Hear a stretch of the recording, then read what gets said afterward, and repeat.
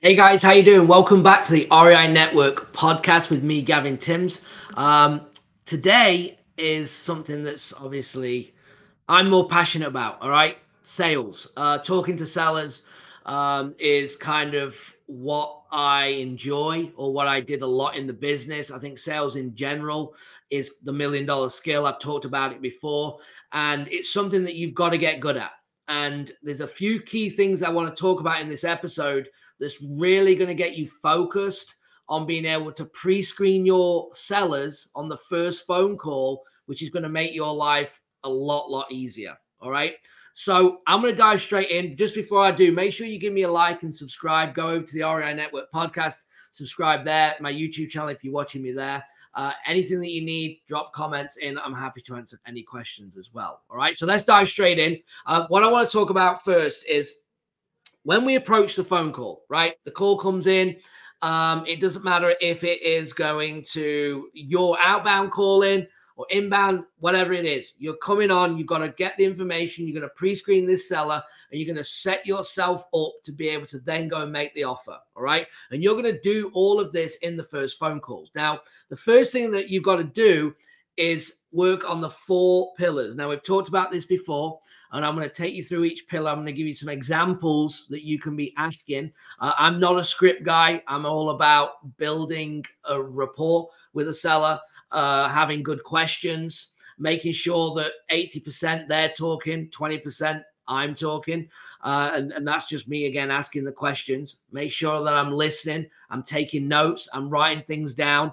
All these things are going to be important because you're going to need it through the whole cycle of with this lead to get the deal actually closed. All right. So number 1 is motivation situation. Okay. You want to find out what is going on. So what is happening with the seller? What is, why are they even considering selling? How long have they been thinking about selling? What is it? Why are they selling? And you're going to get this information. And this is your first time of actually understanding why you're actually having this conversation. Now, your lead-in with this is all about the seller. It's not about you. It's not about how do I get paid? How do I make money on this deal? If you're going in with that mindset and that attitude, it's going to go wrong. You're going to come across too salesy. And you're not solving the problem. All right. We need to find out what the core problem is from the seller, and then we need to solve it. And by solving it, it probably is a few things. 1, they need money. 2, it's a headache. It's a hassle. They want it to be gone and done. Right. 3, they're getting older and they just, again, want to be done. The same thing. Right. But you're going to have these reasons, and then you need to solve the problem accordingly. And maybe it's like, well, I want top dollar. So you're going to have to do a creative deal, right? So, excuse me. So what you're going to do is, firstly, motivation situation. You're going to ask them questions, all right? Then you're going to find out number 2, which is the timeline. How quickly do they want something to happen? Are they looking? And this is a good one for motivation. This is a good one to set you up for how you're going to make your offer here in a little bit, depending on how this conversation goes. Now, the timeline, how quickly would you want something to happen? Oh, I'm ready today, yesterday. I wish it was already sold. High motivation. Something needs to happen quick. Or, oh, I'm not in a rush. Well, how long? Are you looking at 3 months, 6 months? Yeah, it doesn't really matter. Yeah, I'm not really fussed. Okay. You got 2 different things there, but it gives you then the understanding again that will help with that motivation of how quick we need to act or they want to act on it. That doesn't mean that you can't close the deal. That just gives you an understanding that some potentially then the cash offer and the speed is not going to solve the problem because they're not worried about that. Right. So that's why I'm asking that question. Number 3 is the condition of the property. Right. The general condition. How has there been any major remodeling happen to the bedrooms, or not the bedrooms, the bathrooms, the kitchen? Okay, how old's the roof? How old's the AC? All the bigger items. That's what you want to be finding out, because that's gonna, if they say, well, we haven't done anything in the last 10 years, the roof's 15 years old, the AC's 8. You already know that it's going to be outdated. It's going to need some repairs and maintenance because of the age of everything. So by asking the condition is going to set you up as well. That's going to help you in your offer, right? So asking that question of the condition of the property is really important. And then number 4, the hard one, is the price. Okay, so number 4 is price. Now there's multiple ways of trying to get that out of people.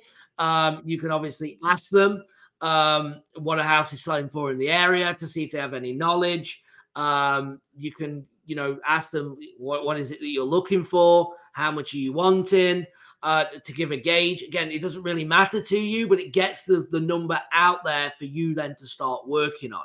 The other thing that you could say, if you're struggling to get it, you could say, hey, if we do buy this house, is there a mortgage payoff at closing?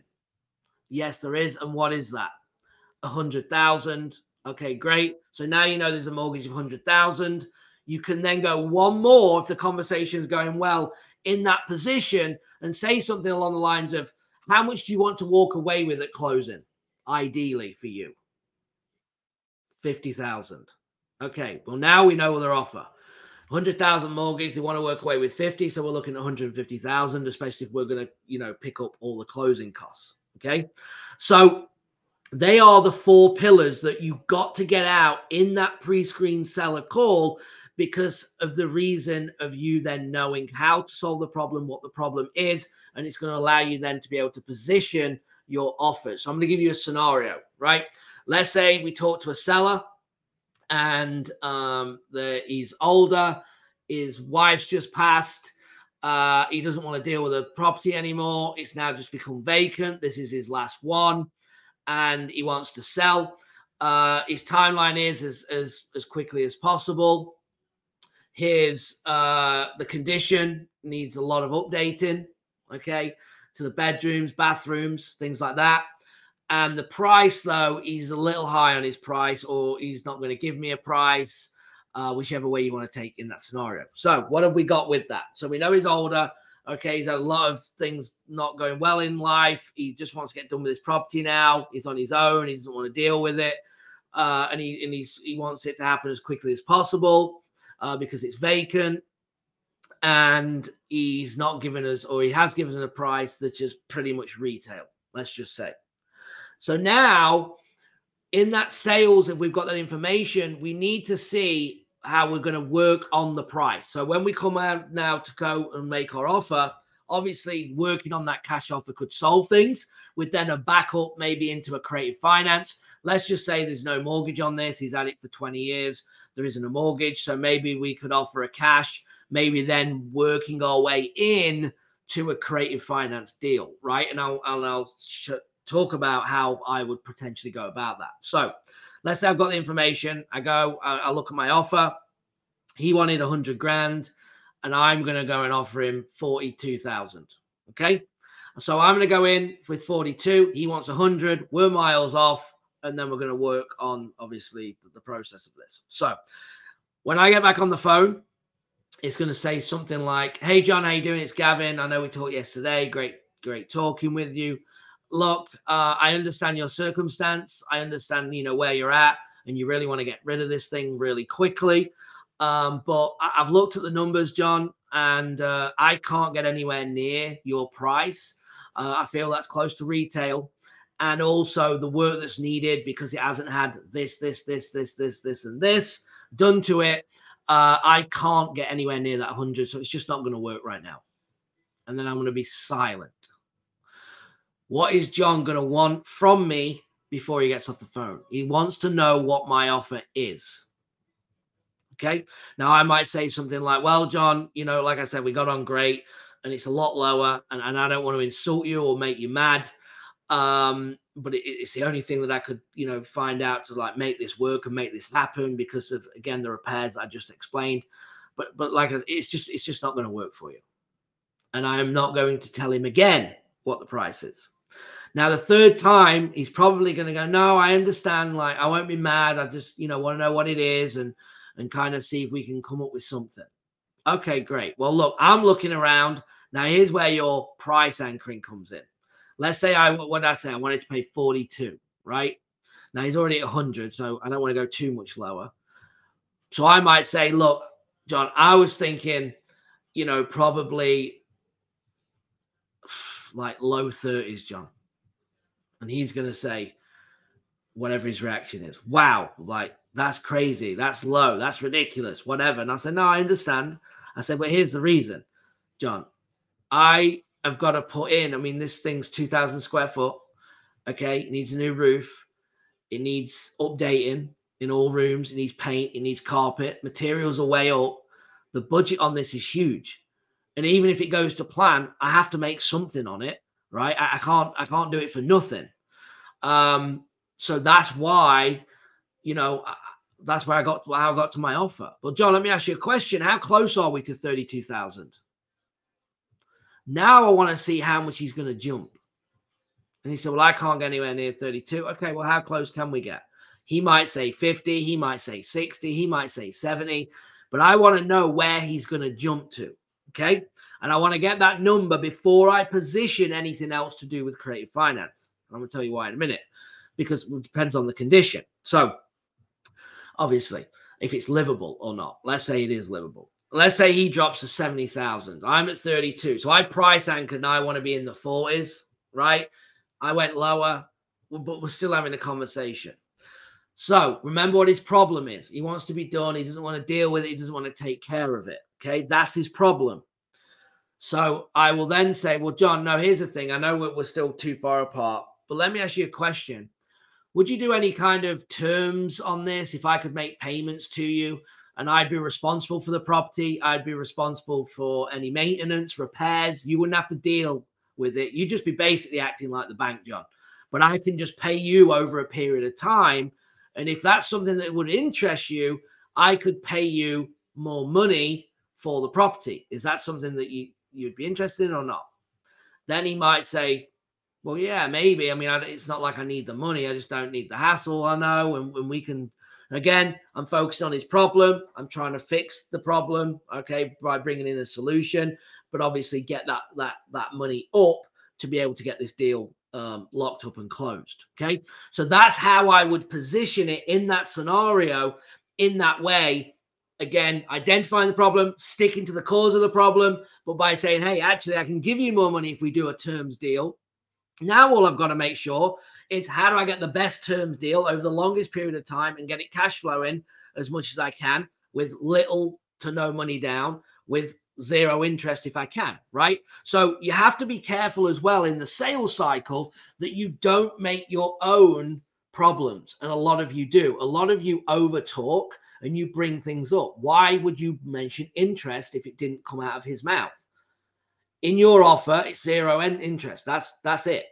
Like you're just going in with the offer. I'm not even saying 0%. I'm just saying I'm going to make you X amount of payments for this amount of time, whether until with a balloon payment of X amount, whatever it is, right? And then I'm going to make sure that obviously the rents are up. Let's say I'm going to make $700 payments and I can Airbnb this for $2,000 a month, whatever. Maybe I can rent it out in its current condition for $1,500 a month. And I'm going to give him 10 years with then a balloon for the rest, right? And I'm not mentioning interest. It's just principal only payments in that example. Now, again, you've got to make sure that you don't bring up, well, what interest rate would you give me, Mr. Seller? Well, now are you going to, just that one comment, good job. You've now got an interest rate. And now you're negotiating an interest rate that potentially you didn't need to negotiate because it doesn't matter right now. It's 0% in your offer unless the seller brings it up. Okay. Just like don't do it over 2 years. Don't say, well, how many years do you want to do it over? Right? If you had a mortgage on, you could do it for the life of the mortgage, or you do 20 years and do a long time and then go, I'm not doing it for 20. I want to do it for 3 and then try and get it at 10 and negotiate that time frame. Right? So you never want to create your own objections. Just like if you're doing lease options, don't say bring up tenant buyers. Well, what's a tenant buyer? Now you got to explain yourself. Now you're selling that whole thing. If you're staying in the middle of the deal, they're dealing with you. What you're doing on the sub end, if you're staying in the middle, doesn't really matter right now. So keeping on course, not over talking, not just getting in training and then just waffling on. let the objections come from the seller and don't create your own. That's one of the biggest things that I can tell you. All right. And remember the 4 pillars. Number 1, situation, motivation. That's what you got to focus on. Timeline, how quickly, condition, price. Them 4 things in a pre-screen seller call is going to help you help you position the offer. The offer needs to solve the problem of the seller. Do not come and say the seller wanted to sell quickly. He needs money. And then you're trying to put him in a 5-year lease option. Like, no, that is not going to close. Never. You're wasting your time. It's not going to close because you're not solving the problem. You're just thinking about how you can do a lease option. If it doesn't work, don't make the offer, right? Focus on the problem. The offer will support that to get the contract signed. If you do that, you're going to get contracts signed and you're going to start making a lot of money and moving a lot of deals. All right. So guys, hopefully this helped. Make sure you like, subscribe, drop any comments, and I will see you on the next one. Thanks. Bye-bye.